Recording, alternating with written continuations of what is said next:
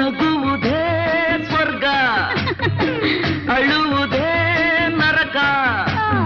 ನಗುವುದ ಕಲಿಯೋಣ, ನಾವು ನಗುತ್ತಾ ಬಾಳೋಣ. ನಗುವುದ ಕಲಿಯೋಣ, ನಾವು ನಗುತ್ತಾ ಬಾಳೋಣ.